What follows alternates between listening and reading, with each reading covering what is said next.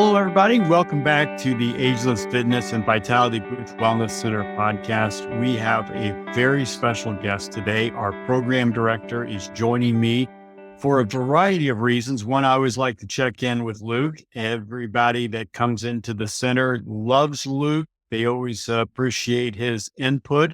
But most importantly, we want to talk about some of the stuff that Luke's been doing, not on the side, but to help all of our members. And that is, he has been pursuing and just recently got his master's degree. So, Luke, tell us a little bit about that program, the intensity of it, and also the specialization.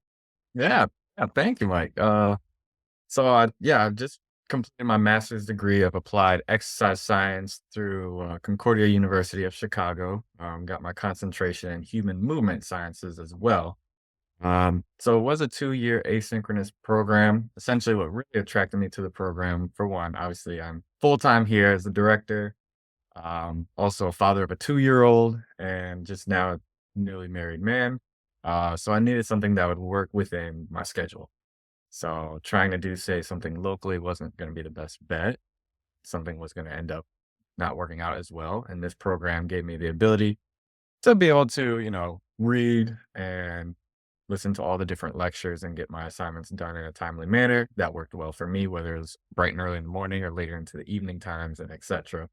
But I mean, that being said, it was a very rigorous program. So I mean, for instances, we explored different topics within exercise science, like exercise, advanced exercise physiology, biomechanics, exercise and sport nutrition, a corrective exercise program designed for special populations, and tons of research and writing different, basically, review articles.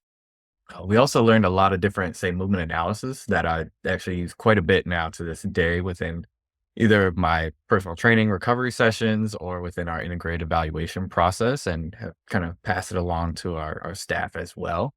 Whether that's just finding different movement dysfunctions or movement compensations, figuring out where the overactive muscles are and how do we properly inhibit and lengthen them to alleviate those issues of overactivity, and how do we kind of activate and integrate some of those underactive muscles. So for instance, if somebody's doing like a rowing motion, why are we seeing somebody shrug up as they try to row? Or if they squat, why do we see an asymmetrical weight shift in the hips where they tend to put more weight onto one leg as opposed to basically equal amount of weight distribution on a squat pattern? And again, just kind of going back to the research that we did through this program, one thing we did a lot of was researching basically exercise protocols for people with different chronic conditions.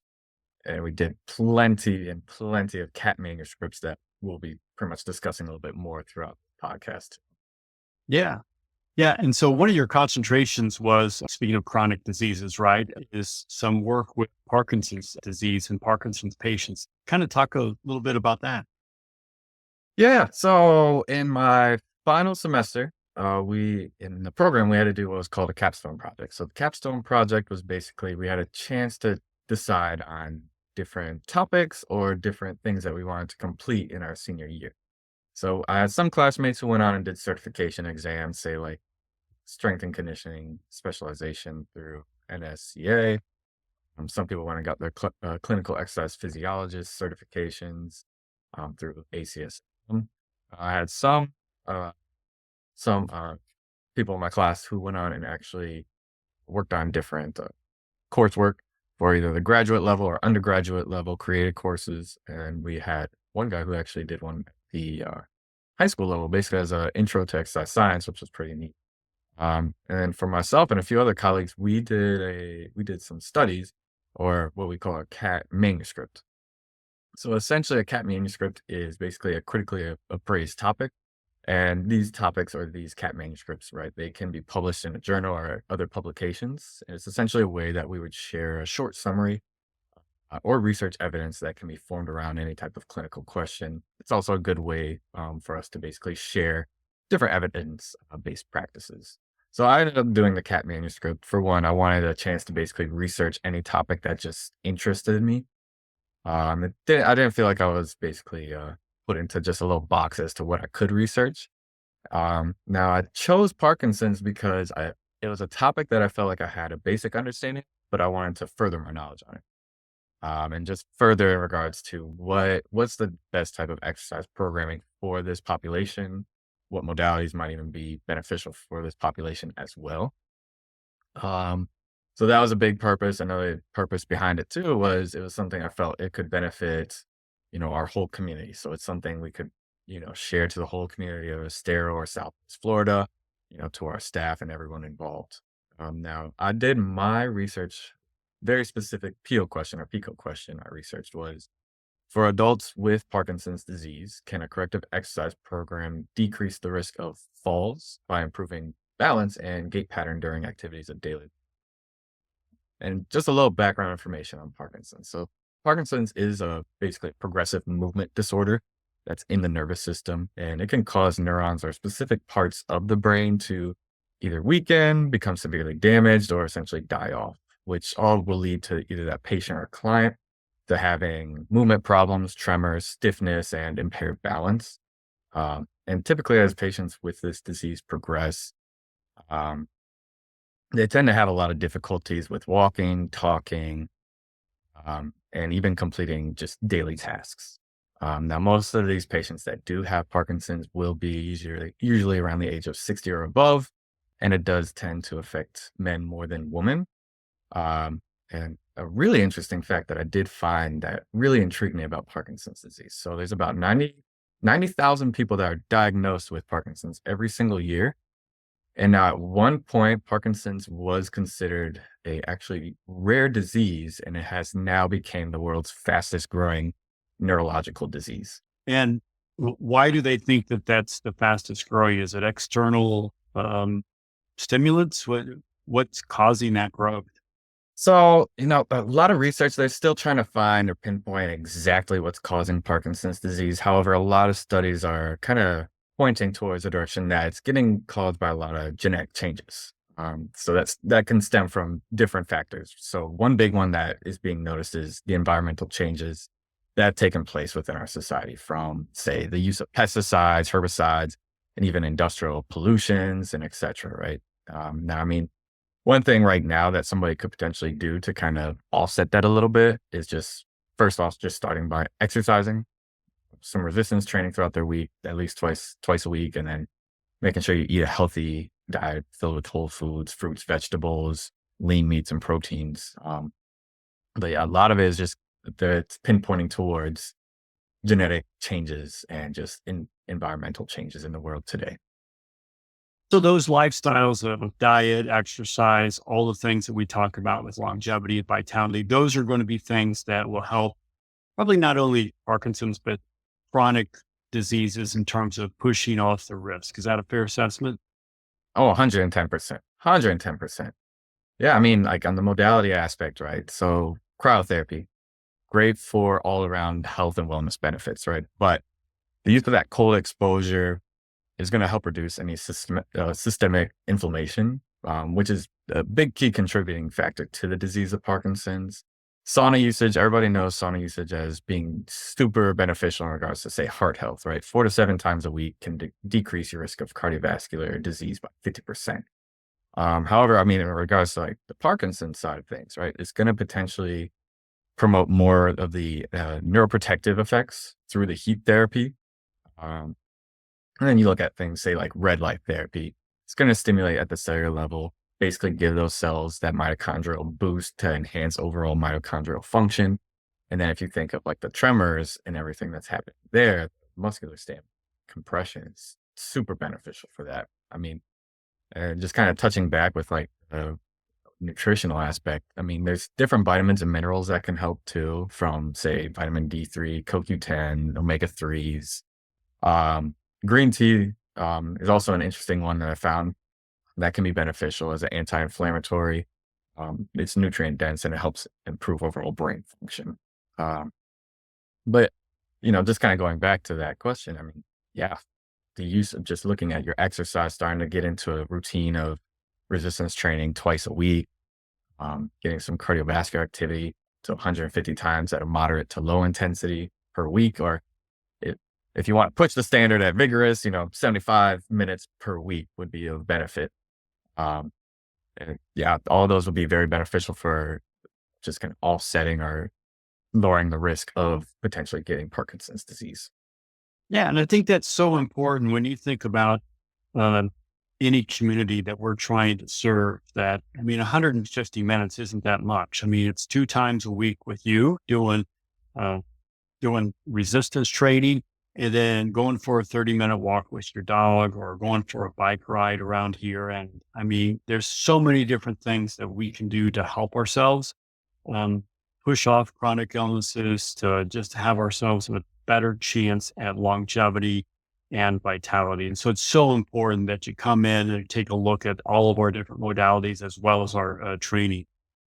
Let's turn to once diagnosed with, say, Parkinson's.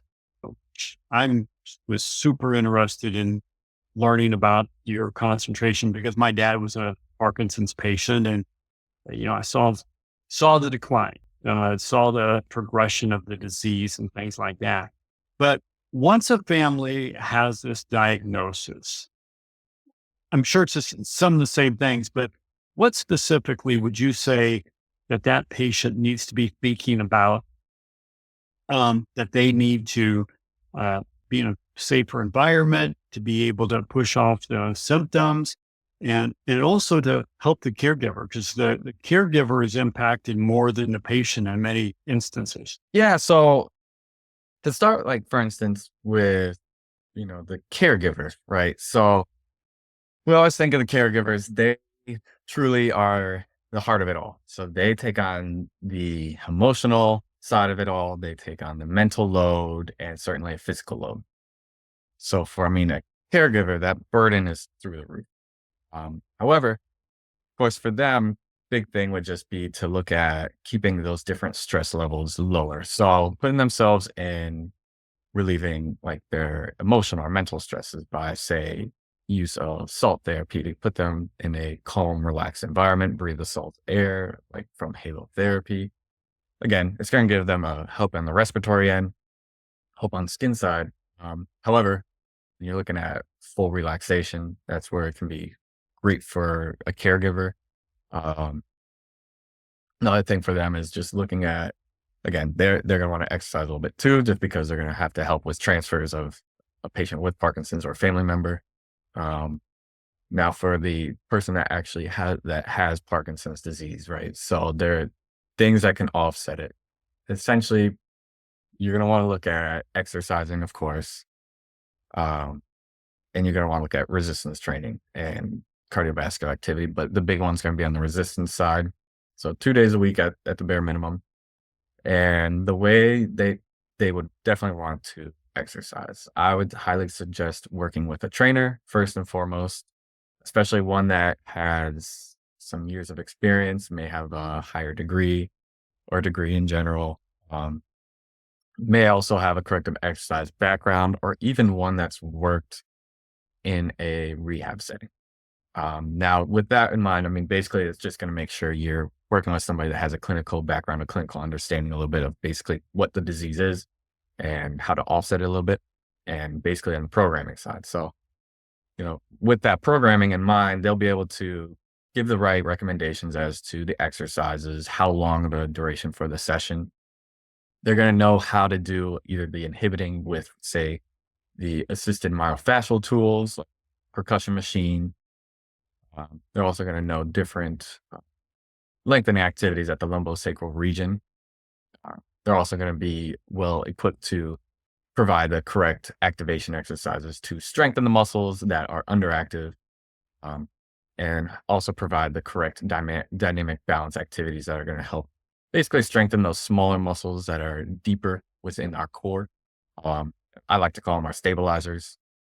It's the ones that we don't train quite enough, but that would be a start. Just get yourself started on an exercise program with somebody that has a good background and has an understanding of Parkinson's disease. Again, the nutritional standpoint, eating lean meats, eating a healthy diet overall, lifestyle wise, make sure this person isn't, say, smoking, drinking excessive amounts of alcohol. They're getting up, they're getting active, and if they're limited in specific vitamins or minerals, applying some of those vitamins and minerals into their lifestyle. Um, and on the other standpoint too, looking at the use of wellness modalities, y- big ones is just going to depend on the day for that person, whether tremors are a little bit more that day. They're going to really want to use compression therapy, maybe some cryotherapy to calm those muscles down. Um, Infrared sauna is huge. That's very beneficial to help out with the inflammation, along with red light therapy as well. So I'd say it's a basically a full blown approach, looking at multiple different aspects. But that's basically what I would probably recommend for some. Yeah. And I think that's where, again, everybody who comes in and works out at Ageless Fitness, they need to work out with a certified personal trainer. They just can't come in and work out. We're checking for form. We're checking for, the balance and doing correct exercises and things that actually move the needle for you specifically as a client. So, one question there, Luke, do you find that like the stabilizer muscles versus the large power muscles, do they get impacted faster with a disease like Parkinson's, or is it the larger muscles that get impacted first? So really good question there. And that one I have to honestly say there's not enough data points out there, not enough information just yet stating which ones are getting impacted the most yet.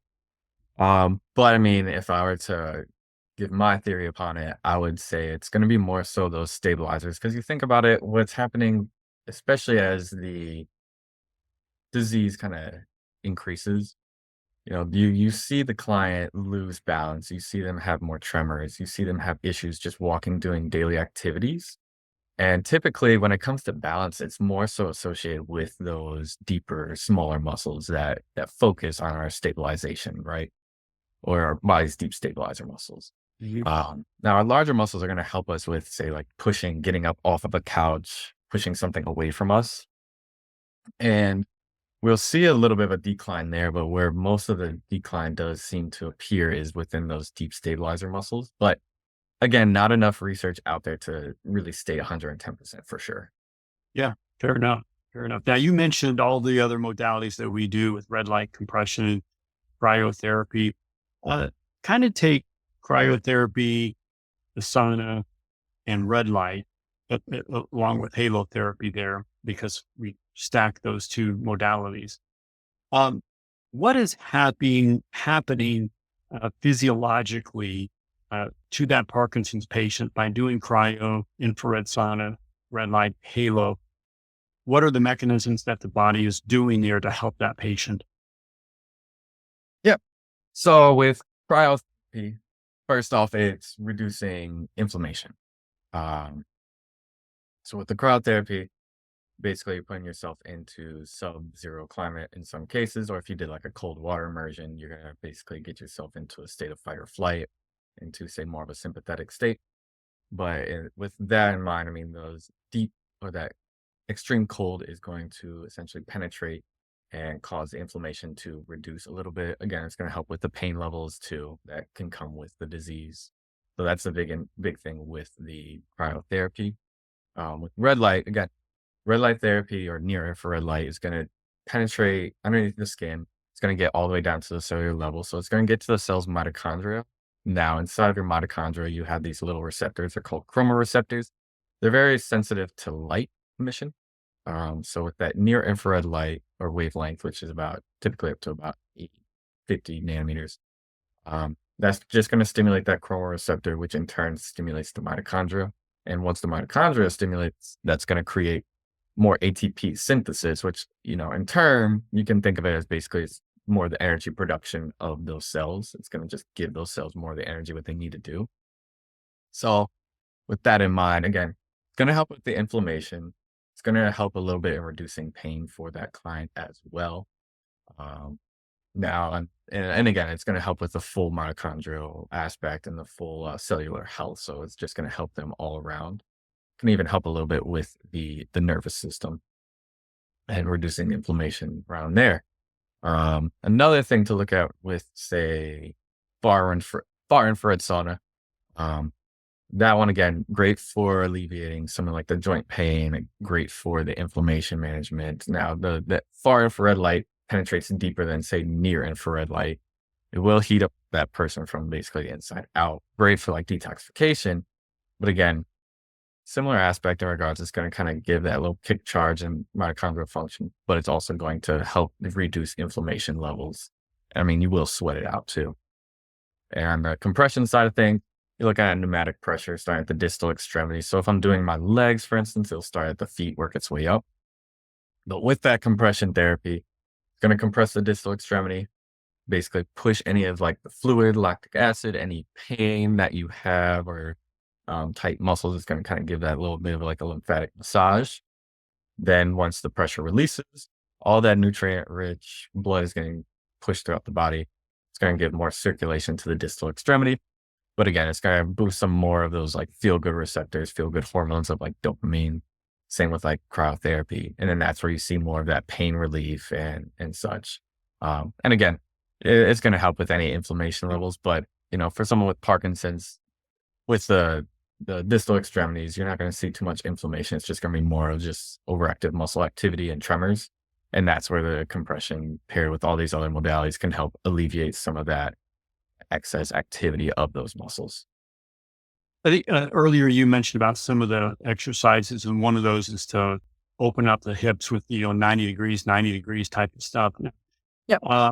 Do you find that not just Parkinson patients, but chronic illness patients, do they get more sore after exercise than a typical American? 100%. Okay. 100%. Now, again, in Parkinson's, it can depend on how far along they are within like that disease, how advanced it is. If it's early stages, in some cases, they'll be about the same amount of soreness as you or I. However, when you kind of look further down the line as it starts to worsen, then yeah, doing something as simple as say like some sit to stands, one or two balance activities, or just practicing walking in a pool down and back, say for 5 laps, can feel like as if they ran a marathon. So it can be dependent on that person, how far along they are, but usually a lot of like chronic conditions like that, you have to be mindful of how far you push them. So one thing I always recommend is someone that's early stages of Parkinson's, you can push them just like you would push you or I in an exercise program. Let them listen to their body. If they get to a point where, they're starting to get, say, like a little bit of a tremor starting up, slow it down, modify the intensity. Going to be day to day. They might be able to handle more one day, and then say they come in the next day or 2 days later, they might only be able to handle half of that workload. Now, somebody that's further along, again, really have to play it by ear, depending on, if in some cases with the Parkinson's disease, they may make it a bit of an issue for them to verbalize how they're feeling. So that's where you'd have to talk to the caretaker, see how they've been functioning throughout the day. If they've been functioning at a high level, no issues. You can push them a little bit more. Let's say on a scale of RPE, rate of perceived exertion, let's say one typically means low intensity, 10 means high intensity. For somebody that is further along in their Parkinson's disease, a lot of tremors, a lot of issues with balance and etc., you're looking at keeping them on RPE scale of about 5 to 7.